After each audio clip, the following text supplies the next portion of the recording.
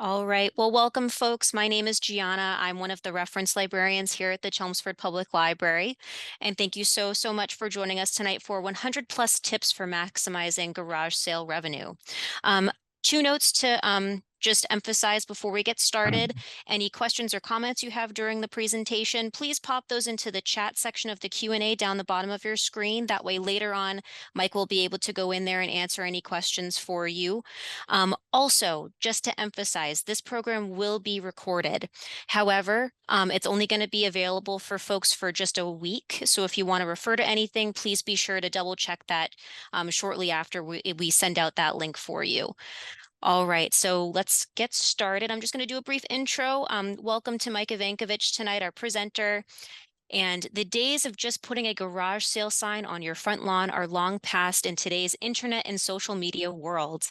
In this session, Mike will share tips and strategies designed to help you make more money at your next garage sale. Mike Ivankovich has been involved in some phase of the antiques and collectibles business for more than 40 years. He has authored more than 20 books and ebooks in his areas of specialty and has written articles and columns for most major national trade papers. He is the host of What's It Worth? Ask Mike the Appraiser radio show that airs every Friday morning from 9:30 to 10:30 a.m. on WBCB 1490 AM in Philadelphia, Pennsylvania. His Home Downsizing in 4 Easy Steps book can be found on Amazon.com. As a Pennsylvania auctioneer, he has been named Pennsylvania's Auctioneer of the Year by fellow auctioneers. So we're speaking to an expert tonight. Thank you so much, Mike. I'll pass it over to you. Hey, thank you. Thanks for the Chelmsford Library for having us.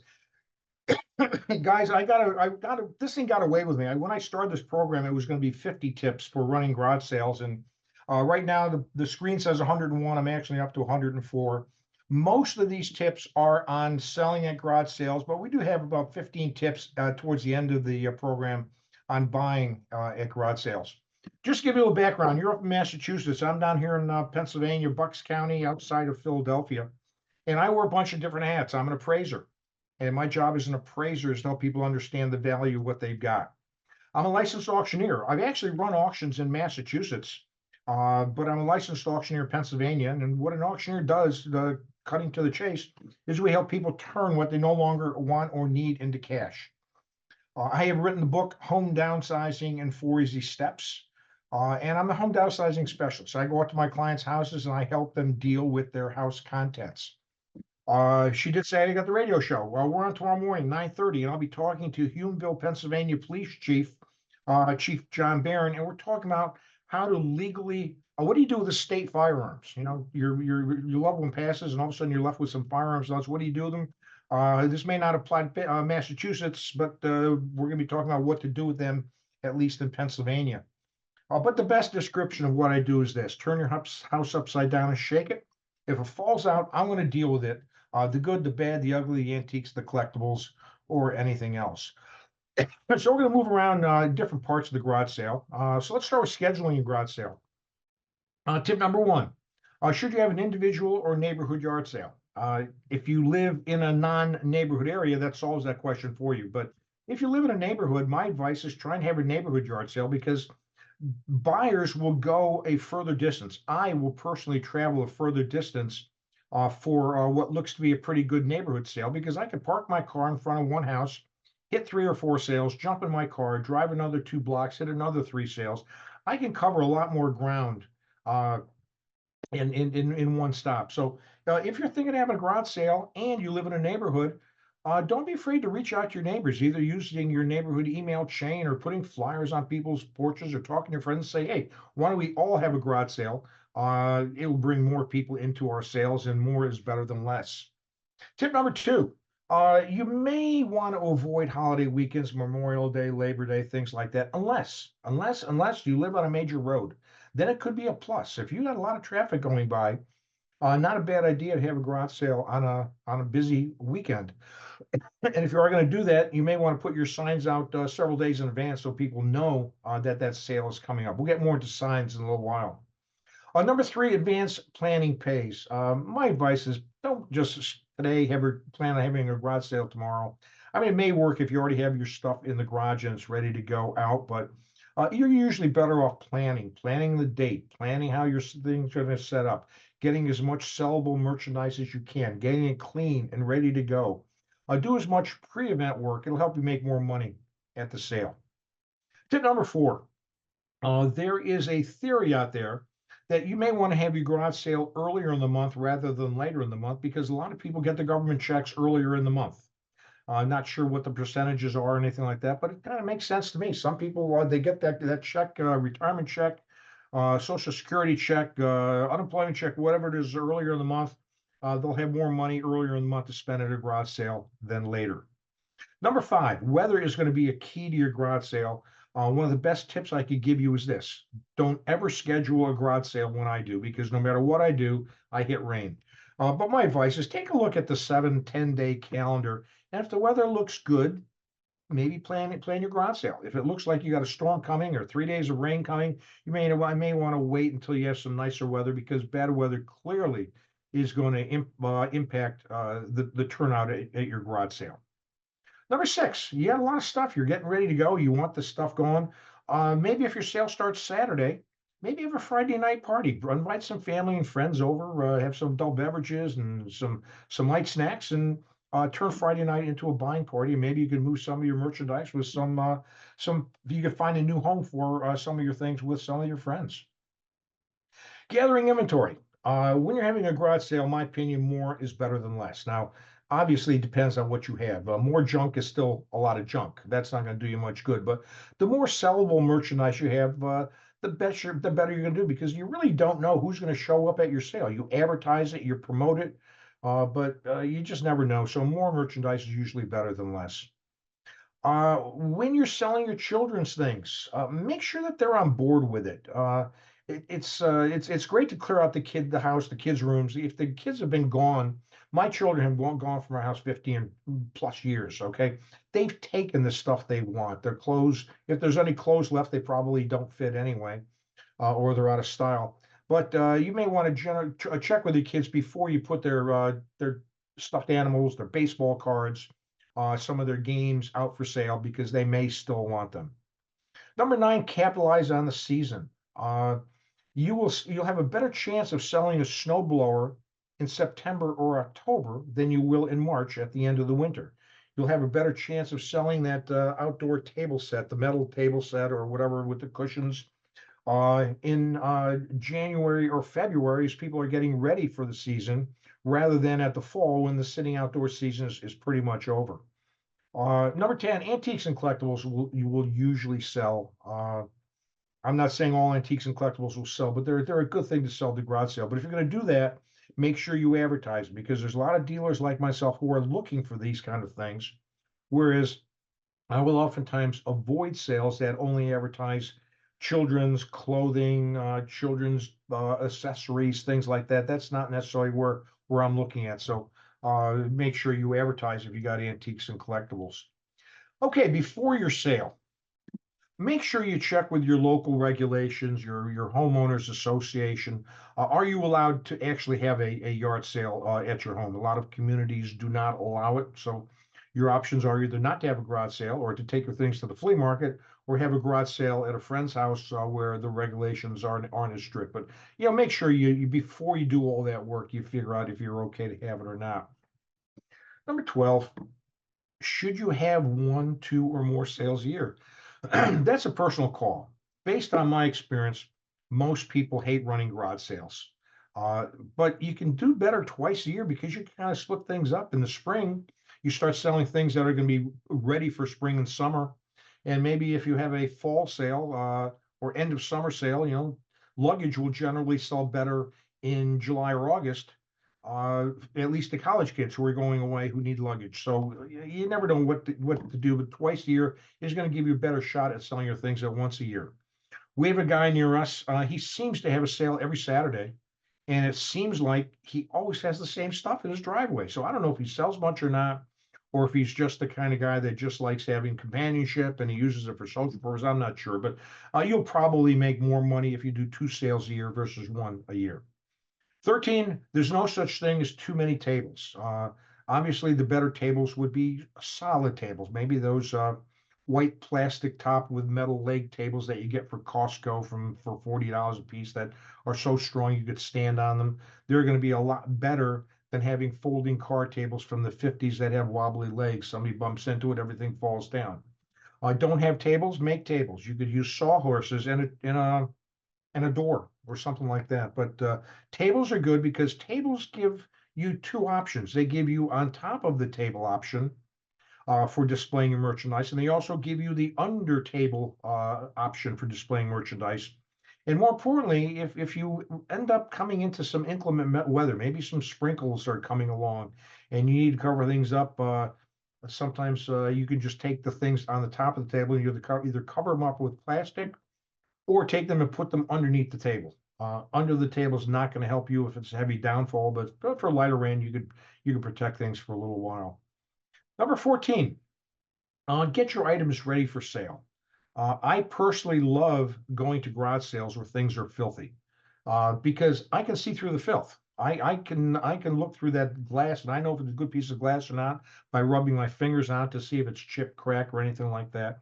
And I will tell you right now, I'm not saying the things in your display case or in your house are going to be dirty, but if something's been in the attic or the basement for 20 or 30 years, you probably should wash it off because the cleaner it is, the better you're going to be able to sell it and you'll be able to sell it for more money. Number 15, clean the yard. I mean, most places I go to are nice and clean, but a lot of times people just leave their yard, cigarette butts all over the place, rusted bicycles, everything else out there. Clean up the yard, make the more presentable the yard looks, the better your sales are going to be. Advertising. Use keywords in your advertising. Like I said, I'm looking for antiques and collectibles, and I'm usually looking for more specific things. So I'm going to go to a garage sale where I think I have the best shot at succeeding. If the garage sale is primarily focused, their advertising is focused on children's clothing, decorative accessories, DVDs, children's games, things like that, I'm going to pass on it because that's not what I'm looking for. Other people do focus on that. But use keywords, antiques, collectibles, art pottery, use certain names like Roseville. If you've got any of this kind of stuff that you decide not to send to auction, put as many keywords as you can. Now, one of the problems with advertising is it's expensive. If you put an ad where I live in Pennsylvania, maybe a one column by maybe a 2-inch ad, it's going to cost you $60, $75 somewhere.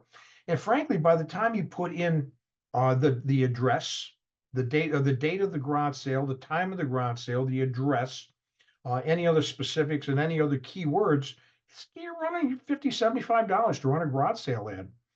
So you may want to consider also looking 16.1 is look into yardsalesearch.com. Look into garagesalefinder.com. There's a bunch of these places out there where you can advertise your garage sale online. Now, the beauty of that is that little ad, one column by 2 inches, might cost you $75 in the local newspaper.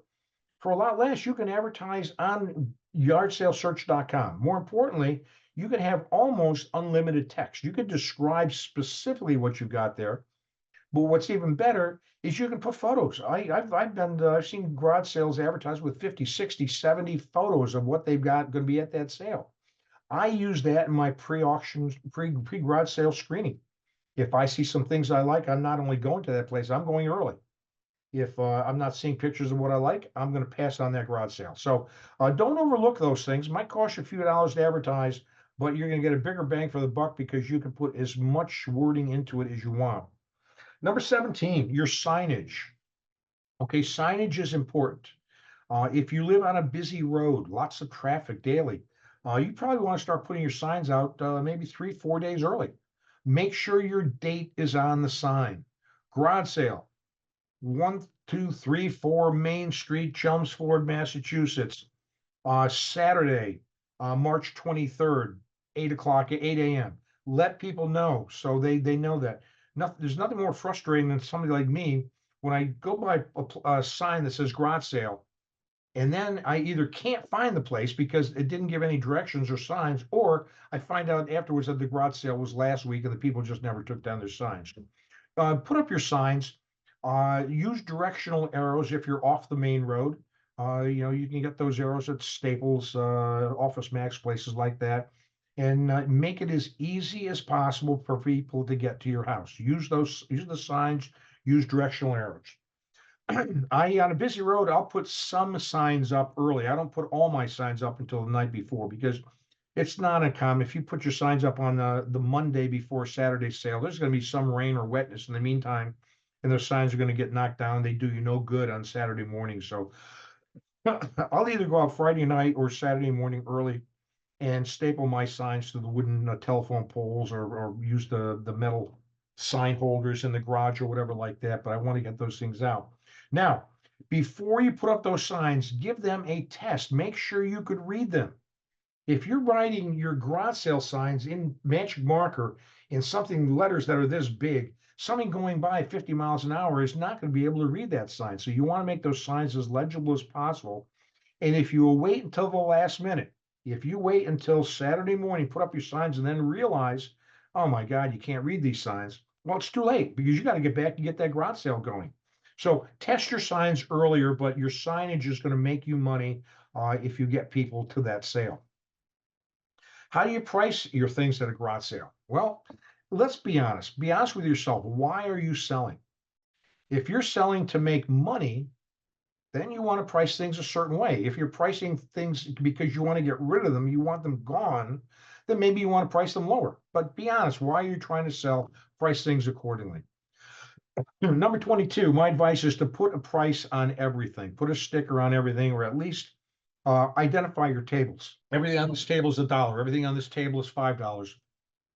But have a feel for what it is, because if someone takes three things from the $5 table and two things from the $1 table, and they're holding them while they decide whether they want them or not, and they're walking them around, and then they bring them to checkout, you're not going to know what table it came from, probably. So that's where it's an advantageous to put a price sticker on everything. Give people volume discounts. People are on garage sales not to spend a ton of money. They're there to get bargains. So give them quantity discounts. Number 24, maybe give them a bag and say, everything you fit in this bag is $5. All the clothing you could fit in, all the children's clothing you could fit in this bag is $3. Give them some, give them some discounts, because especially if you want these things gone. Is more than one seller involved? Are you selling for other people? Don't be surprised if people start knocking on your door, your friends say, hey, I see you're having a garage sale. Would you mind selling some things for me?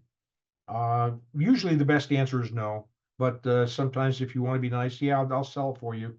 But my advice there would be to modify the seller tag. Maybe your tags are white. If you're selling for things for a friend, maybe they're the red tags or something like that. Uh, Price tag sizes. One simple pricing thing. You may want to go to Costco, not Costco, but Staples, and get some tags with the strings. They're nice for furniture and things like that. Or you got the sticky tags. But you can also just use something as simple as the tape, the masking tape. Easy to tear. You put it down. Just make sure, if you're using masking tape, don't want to put masking tape on a magazine or paper, because when you lift it off, it's going to tear and damage it. Don't use masking tape on a piece of furniture. If it's so thin, you're going to write with a magic marker, and it goes through the magic marker and leaves a black mark on the furniture itself. So be careful you don't do that, but price everything, because most people at a garage sale aren't going to ask. They're going to assume if there's not a price on it, it's probably more than they want to pay. Number 27, consider having a free teaser box.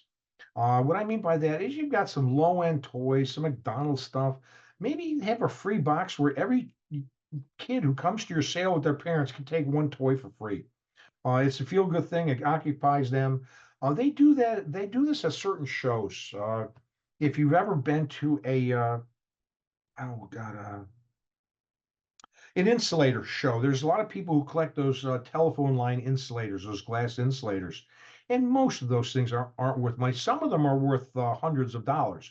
But what they'll do is they'll ask each dealer, "Hey, give us three or four or $5 items." They put in a free teaser box at the door, and anybody comes into the show can take any one out of the box they want. It's an attempt to try and get people collecting. It all makes people feel good, and you're not giving anything away because you're never going to sell it because it's so common. Number 28, it's a garage sale.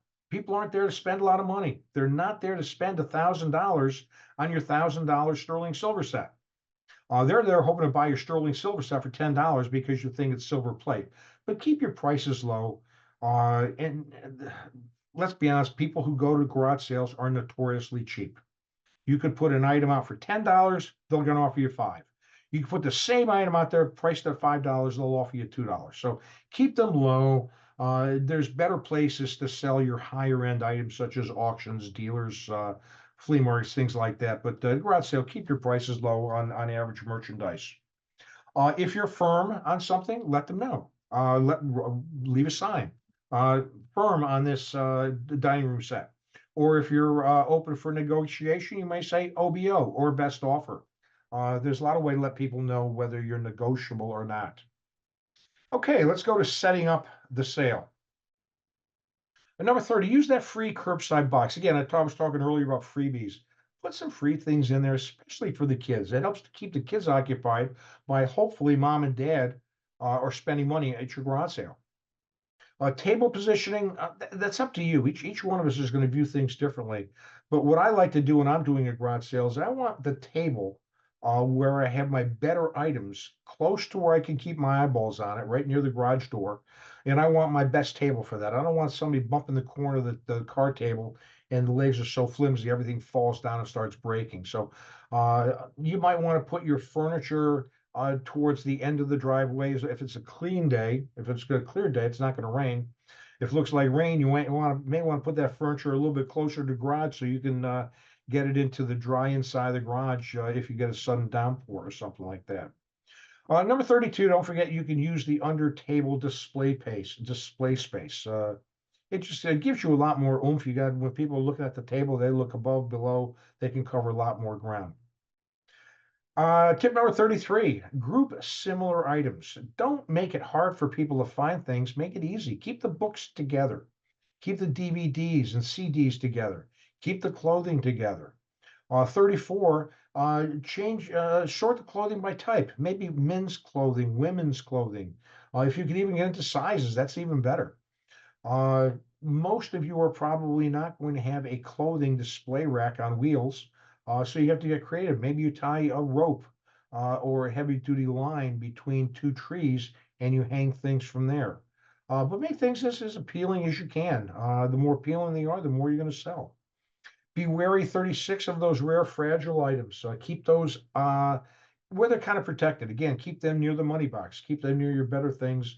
Keep them where people are less likely to bump into that table and damage anything. Because I guarantee you, if they break something at your garage sale, they're not paying you for it. You're stuck. You're the one who's going to be out. Setting up the garage sale continued. Block your driveway, number 37. Don't ask me why, but some people go to garage sales are idiots, and they'll try to drive in your driveway when that's where you're using part of the driveway for display bases. So block it off with garbage cans or cones or something like that, so people have to park in the street. They can't try to come into your driveway or turn around. Number 38. Give your customers, if you're selling electrical items, access to electrical outlets so they can make sure that the item they're potentially buying works. That used hair dryer, that used electric drill, whatever. Let them have access to electrical outlets so they can see that it works before it leaves, because once it leaves, you don't want it back. So they're going to want to know that it works before they take it home with them. Number 39, attract the right customers. What I mean by that is if you're having a man's sale where you're selling uh, yard loaning equipment, tools, things like that. That should be well advertised that you're selling things that appeal to the certain customers. If you're selling children's clothing, you want to appeal to the moms. If you're dealing with antiques, you want to appeal to the antiquers. But you got to let them know what's at that sale, because if people don't see it in their advertising, they're probably not going to come to your sale. Number 40, item location. I don't even remember what I mean by that. Put the bigger stuff towards the front of the driveway. It just, as people are driving down the road, it gives them an idea that, wow, there's a garage sale coming up. Maybe I better hit that. Number 41, you're usually having your sale on a Saturday morning. People work Monday through Friday. They take Saturday to sleep in. They stop at the Wawa, they get their coffee, walk around, they finish your coffee, they'll leave it on your table. So there's going to be some trash involved. So maybe you put a couple trash cans around where people can put their trash in the cans and not on your selling tables. Number 42, I'm assuming you don't want returns. Uh, Usually with a garage sale, it's as is, where is. You're not bringing it back if it doesn't work when you get home. Make sure that's clear. Somewhere or multiple places, put a sign that says no returns. Everything's sold as is, where is. Make sure you're happy with it when you leave here because we're not taking it back. Okay, during the sale, be safe, be secure. Don't let strangers into your home. It's not a huge problem, but it does occur where people come to garage sales working in teams. And one person might take you to the front of the sale to distract you and ask you questions about the furniture. And while your back is turned, their cohort is hitting your cash box or trying to get into your house. If someone says they need a bathroom, you don't know them, don't let them in your house. That's not your problem. Let them go down to the corner Wawa or something like that. Be safe. Most people, 99% of people who come to garage sales are fine. There are people who are there for their benefit, not yours. Number 44, beware of the early birds. Start your sales early. What I mean by that is I write a good garage sale ad, and I've had people knocking on my door as early as a Wednesday for a Saturday sale. And usually they're knocking on the door with some kind of thing like, oh, the sale's not today? Well, as long as I'm here, can I look anyway? Or, oh, I'm sorry. I know your sale's Saturday, but I'm going in to have my heart replaced. But as long as I'm here, can I look at your things? What these people are trying to do is they're trying to get first crack at your merchandise if they think it's good. And trust me, they are not there to buy the things that you have fairly priced. They're not there to buy the things that you have overpriced, and they're not there to buy your junk. They're to buy your mistakes. They're looking for that sterling silver that you think is silver plate. They're looking for that Rookwood art pottery that you think is a tchotchke. They're looking for that great early original piece of artwork that you think is a print. So be wary of early birds. But also, if you're going to have your sale on a Saturday, start earlier, not later. If you start your sale at 9 o'clock, you're missing the money because the early birds are out at 7 o'clock. They got cash in their pocket. They're looking to buy early. They want to be some of the first ones there. My advice is start at 7 o'clock as long as you can physically get up. That means doing most of your work the night before. Now, I've had people where I came out at 6:30 in the morning, and I had people trying to get in. I use a tent, and overnight I put the sides, the tarps down, and I tie the corners so no one can get in easily. I had people trying to get into my tent at 6 o'clock in the morning. Irritated me. Number 45, if you have pets, make sure they're people friendly. You don't want, with lots of people, lots of action. Some pets don't feel comfortable with that. The last thing you want is a pet biting one of your customers. Uh, your lawyer fee is going to end up costing you more than you'll make at the garage sale by far. Number 46, have enough change. Nothing more frustrating than the first three people who come to your garage sale give you a $20 bill for a $1 item, and you've given up all your change. So make sure you have enough ones, fives, and tens. If you don't want to deal with penny change, keep your prices evenly rounded. Maybe you just deal with quarters. So everything is 50 cents or a dollar or more, something like that. But have enough change. Number 47, greet your customers as they come. Don't pounce on them. Just, hey, thanks for coming. If you need any help, let me know. Let them go. But make them feel welcome at your sale. Number 48, my advice is cash only. I don't want to check from somebody I don't know. It's probably going to be okay, but if it's not, then you got to chase after them. You know the person, and for some reason their check bounces for insufficient funds. They'll probably make good on it, but you don't know the people. You want cash. Interesting question. I was doing this program live a while back, and a person says, "Well, don't you take Venmo or PayPal at a garage sale?" And I'm thinking, I should. I don't, but I should. I mean, we use PayPal. We don't use Venmo. We don't use any of the others, but a lot of the younger generation does this. My generation carried cash. A lot of the younger generation doesn't carry cash. They carry their cards. So you may want to consider signing up to take PayPal or Venmo or Google Cash, or I mean, I can't even keep track of all these things, but that's certainly your call.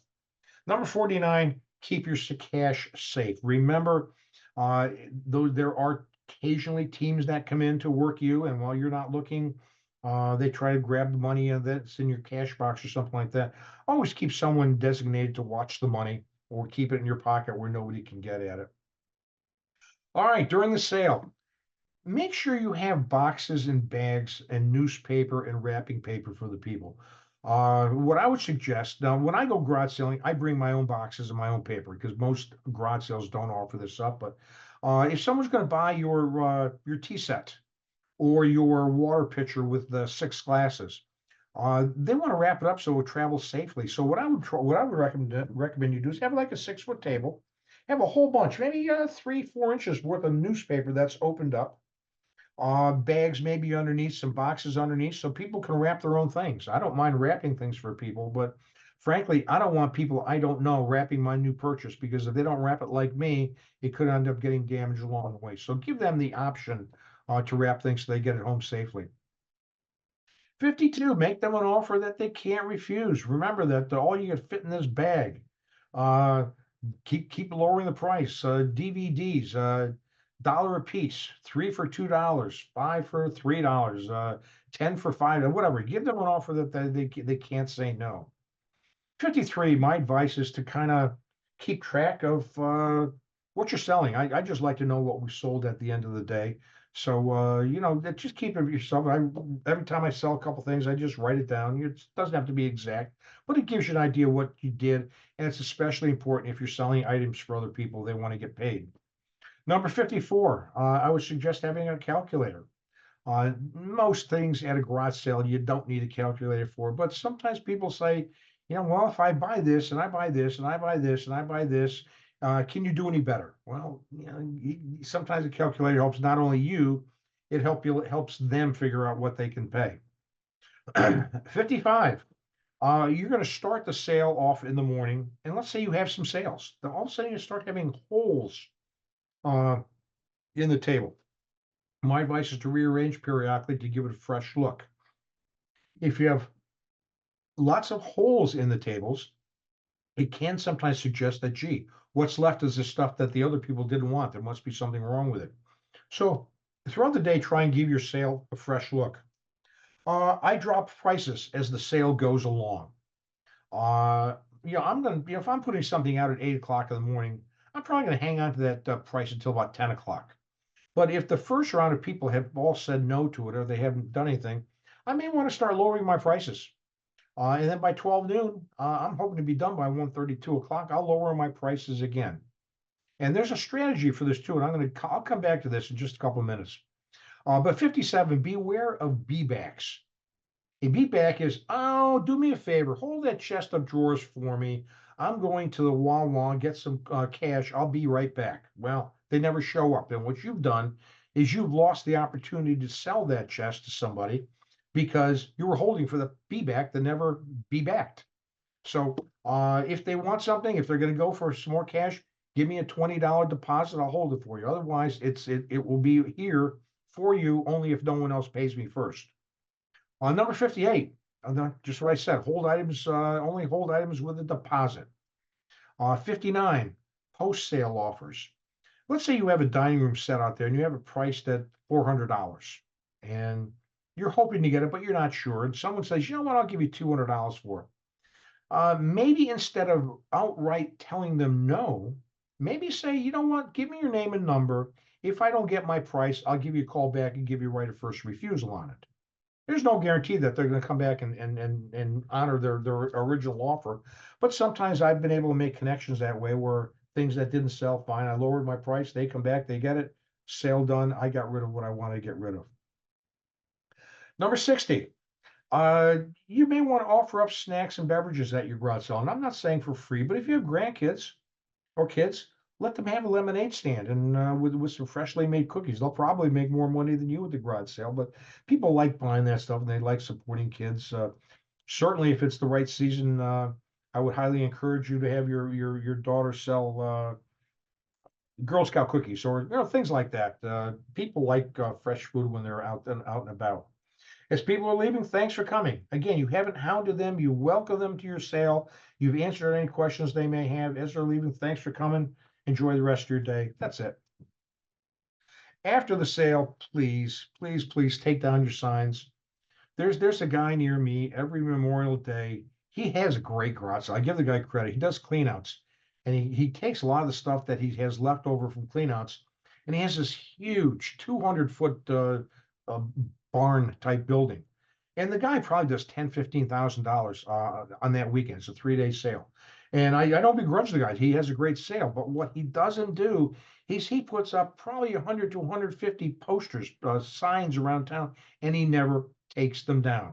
And 3 weeks later, they're still hanging on the telephone pole after days of rain. They're floppy and everything else. It just looks like crap. If you can put your signs up, that's great, but take them down no later than the next morning, preferably after your garage sale's over. Take them down. Number 63, you've had a garage sale, you've tried to sell the stuff, you sold some things, you couldn't sell it all. Now you want to donate it. Well, I'm telling you right now, these nonprofits don't want unsold garage sale leftovers. They know from experience that the best stuff gets sold and the junk is what's not sold, and they don't want your junk. So if you are going to donate it, make sure you remove your price stickers, because if you take all this stuff to the donation place with stickers on it, there's a pretty good chance they'll say thank you, but we're not interested in no sales from a garage sale. Some things you don't want to do at a garage sale. Don't lie. If the hair dryer works sometimes, but not all the times, first of all, don't even put it out. But if you put it out, be honest and tell them, yeah, it's got a couple condition issues. Don't lie and tell them it's perfect. Uh, Number 65, your garage sale is what it is. It's a garage sale. It's not Rodeo Drive. Everything's not going to sell for top dollar. People are out looking for bargains. You want it gone. Meet them in the middle somewhere. Give them a bargain where you're still making a few bucks. 66, don't be greedy. Again, it's a garage sale. Don't ask for top dollar.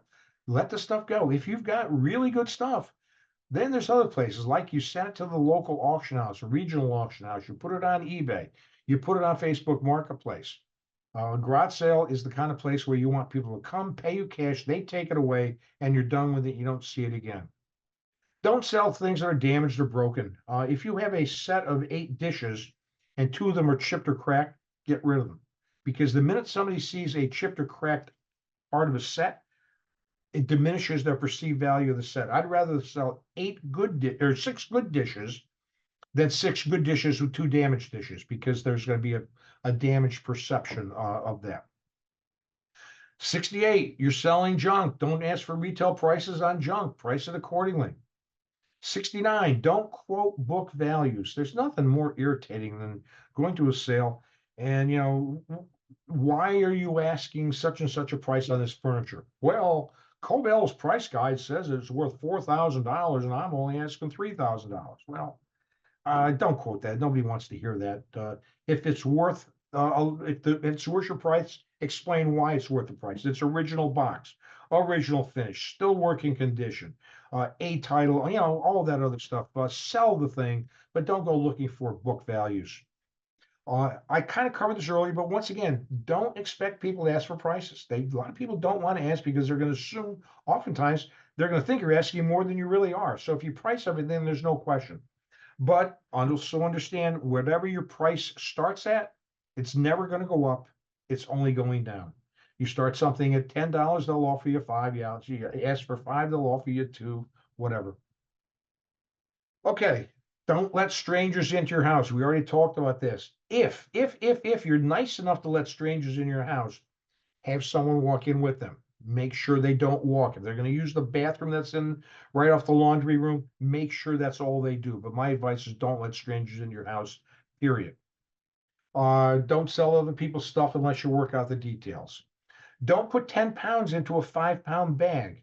And what I mean by that is, don't take a large box and fill it with stuff, because most people aren't going to know what's on the bottom. My advice would be to take that box, cut it in half, and put it half and half in each box, because you want people to see what's for sale in that box. You don't, a lot of people aren't going to go digging to see the treasure that's at the bottom of the box. 74, don't put it out unless you intend to sell it. Nothing more irritating than, what's your price on that hutch? Well, what are you offering on it? Ma'am, you're running the garage sale. I'm the buyer. What are you asking? Well, I didn't even know if I wanted to sell. I just want to see what you'll offer on it. Well, don't waste people's time like that. That just irritates buyers. Number 75, don't expect premium prices for junk. Again, it is what it is. Don't sell useless items. That should be pretty obvious. Don't overspend on signs. You could make your own signs. But one thing you may want to consider is if you're having especially a neighborhood yard sale, you may want to invite a realtor to come in and work with you because realtors sometimes have access to signs. Realtors can help you advertise and promote your thing. Now, clearly, what the realtor is looking to do is make a contact in your neighborhood. So the next time somebody puts their house up for sale, they'll contact that realtor first. That's good, smart business. But it certainly doesn't hurt to have a professional like a realtor helping you run your neighborhood yard sale. Probably everybody will make more money. Don't drink, at least not too much. Okay to have a beer that afternoon or something like that, but don't get schnookered at your sale. I've seen that a few times.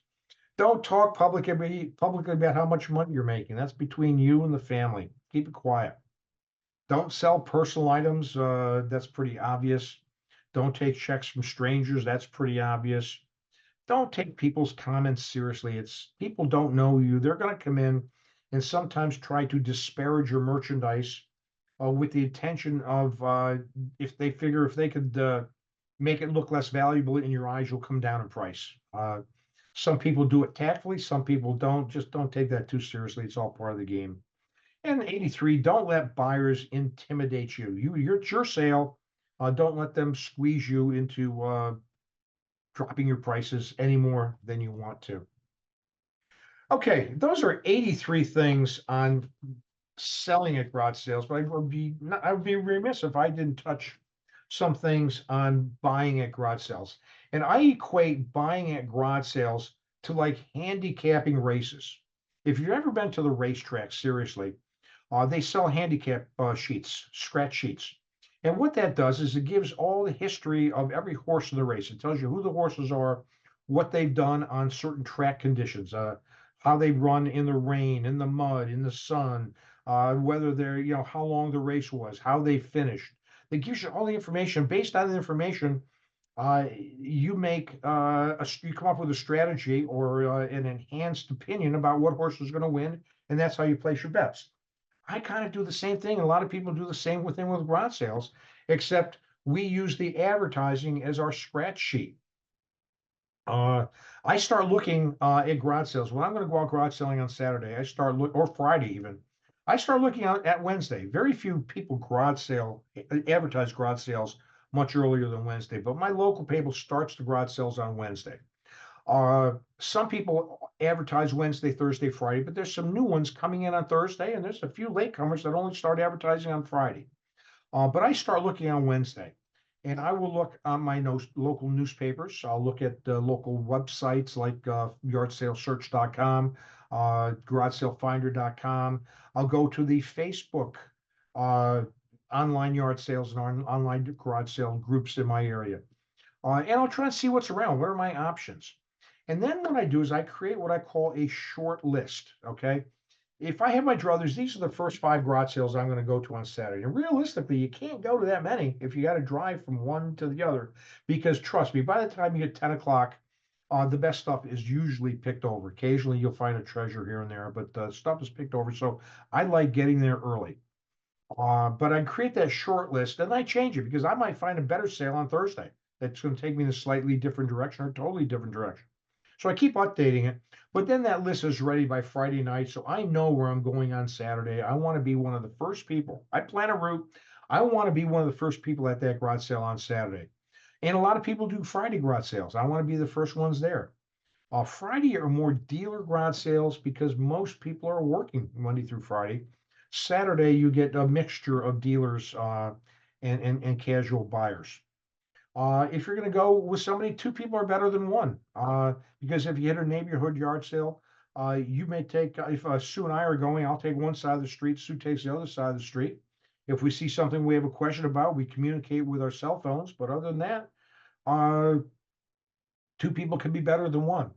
We try to look for neighborhood sales first because again, I park my car once, I get more sales than any other way.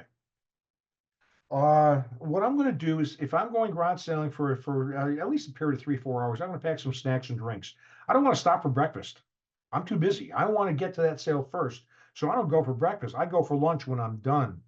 Uh, but I'll pack a couple bottles of water and some snacks in case I don't get to your house where your kids are selling chocolate chip cookies that have been homemade and some lemonade. Number 91, wear comfortable shoes. You may be doing a fair amount of walking. Be comfortable. Number 92, carry enough cash. There's nothing more frustrating than getting to the last garage sale of the day and you see 20 things that you want, and they've all come down in price because they haven't sold yet, and you don't have enough money in cash and they won't take your check. So just always, there's no such thing as having too much cash, uh, at least for some people. Number 93, know what you're looking for before you go out. When I go out, I'm looking for art, I'm looking for prints, I'm looking for sterling silver, I'm looking for coins, I'm looking for toys. I know what I'm looking for. I certainly know what I don't know. Number 94, I told you, I bring boxes of packing material myself because not enough garage sales have it. That way I know if I get something, I'm safe. Number 5, don't appear too flashy. I've had garage sales where I've seen the yellow Mercedes pulls up at 1:30 in the afternoon, and guess what? My prices just went up a couple bucks. So don't appear too flashy. Uh, I always shop early, and I always shop only on day one. I will never go to a garage sale on day 2 or day 3. There's a long shot that maybe I'm missing something that wasn't sold on day 1 has come down in price, or there's a shot that they brought up some new things on day 2. But I've just had too many failures. Whenever I go to a sale on the second day, it's nothing but junk left. So I don't waste my time. I only go on day 1, and that day 1 could be Friday, it could be Saturday. Seems like 20 years ago there were a lot of garage sales on Sunday, but I don't see that much anymore. Number 97, be early, but not too early. Don't be a pest. Don't be that early bird, but I do want to be one of the first people there. Number 98, leave the kids home or bring them with you, make it a learning experience. I used to I had twins, I'd take one of them each week, give them $5, and they could buy whatever they want, but they had to spend that money judiciously. And I tried to turn it into a learning experience for them. We had fun. It was a father-daughter adventure. Number 99, when you're shopping, make quick decisions. And if you make a mistake, don't return it. What I mean by that is there's nothing more frustrating than going to a garage sale and the dealer has in their arms, they've got 20 items, 20 of the what I think are the best items. And so that no one else has a chance to buy them. And then what they do is the dealer waits until the right moment and then they put it down and they'll say, well, what's your best price on this? What's your best price on this? Uh, that's the most irritating thing in the world. And then they put half of the things back. There's also nothing more frustrating than seeing something that you liked, and then you kind of put it back down, thinking, I don't know if I want it. And the minute you get 2 feet away, someone else picks it up and takes it. So make your decision. If you make a mistake, live by it. I've done that where I bought glassware that I thought was in good shape, and I got home it was chipped. But by and large, I found that making a quick decision makes me more money. Number 100, get a receipt if it's appropriate. If you're buying it for business, you need to justify what your cost basis was, get a receipt. Number 101, this one is so important, and so few people understand it. You're at a garage sale, you're at an auction, you're someplace where you're buying a piece of furniture, but it won't fit in your car. You got to come back and get it. Let's say it's a chest of drawers. Take one of the drawers with you. You've paid for it, and you make arrangements with the owner. Look, I'm just driving my Volkswagen right now. I'll come back with my SUV and pick it up later on today. Here's my $200, but take a drawer so that piece is useless to anybody else. I have seen people pay for things at auction, put a note on it says, "This belongs to me. Don't take it." And when they come back, it's gone. Some dealer put it in their truck. So if you take a piece of it, it's valueless to anybody but you. Okay, after you return home, get rid of those price stickers because if you leave the price stickers on too long, there's a chance that the paper or whatever's underneath it could start discoloring. Wash what you get, enjoy it, take a deep breath, and you're done until you're ready to go out garage sailing again next week. Okay, Gianna, I'm pretty much done here. I'm going to kind of unload this, and I am open if there are questions. I see a couple things in chat. Uh, how do you avoid getting ridiculously early people? I mean, how do you avoid getting ridiculously early people who show up way before the stated sale hours? Rope off your driveway. Make it clear. Put up caution tape. Sale starts at 8 o'clock. Make it as clear as you can. Make sure you put the starting time in your advertising. And you're right, there's still going to be people who show up. But what I've sometimes done is I've gotten caution tape and I've closed off my driveway, my access to the people. It doesn't mean anybody couldn't come through it if they wanted to, but I sent the message, I don't want you in until I'm ready to start. Ray Cober says, have a calculator. Oh, you have a calculator on the device you're using to watch this presentation. Okay, I'm not sure what that means, but any insights on giving away magazines? I just hate recycling them. Libraries, nursing homes don't seem to want them.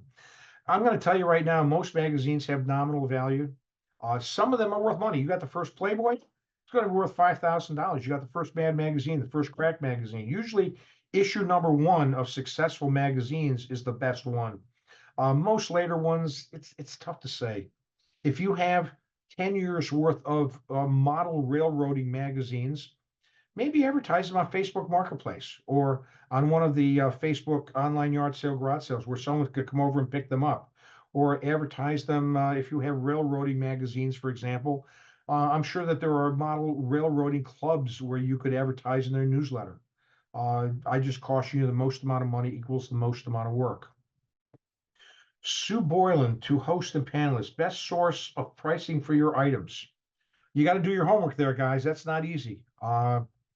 You can go to eBay and look at what completed pieces are selling for. Uh, you can go to a price guides. Printed price guides are almost valueless anymore.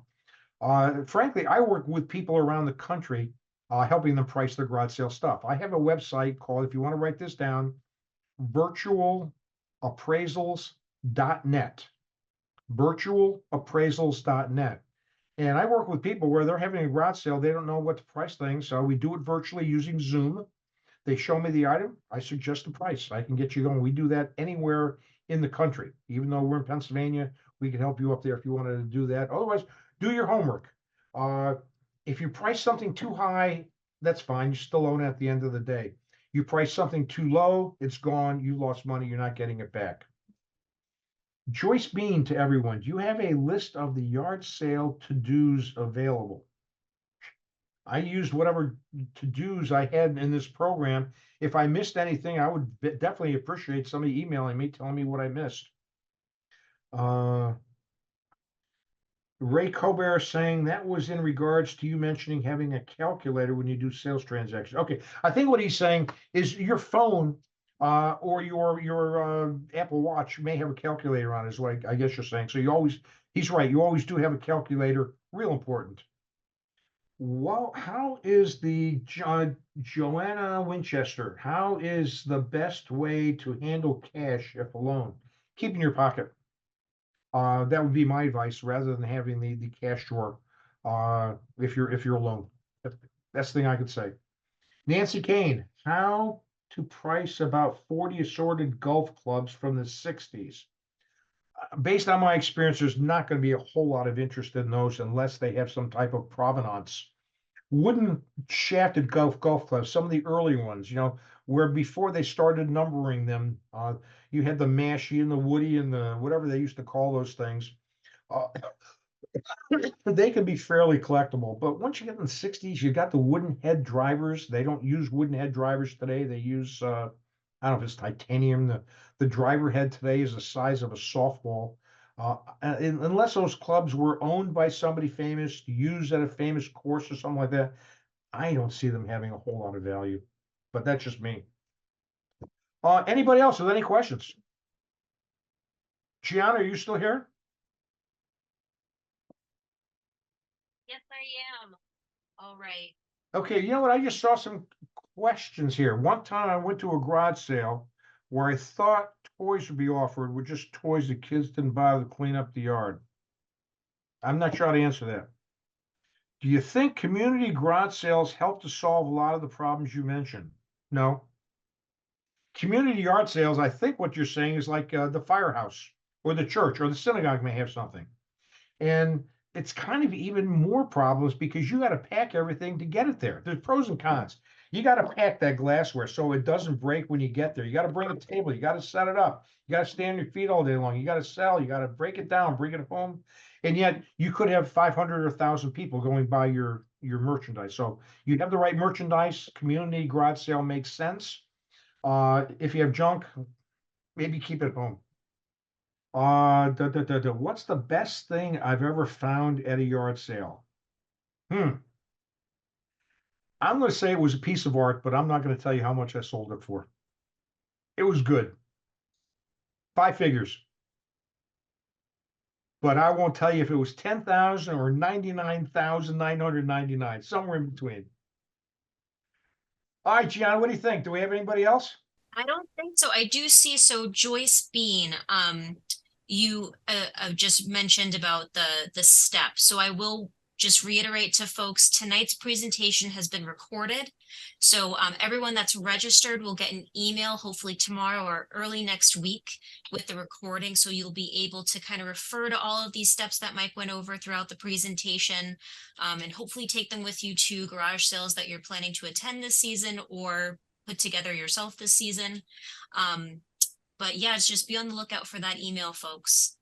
All right. But if there's no other questions, thank you everyone so much for joining us. And Mike, of course, thanks again for this great presentation. We know our patrons really appreciate it.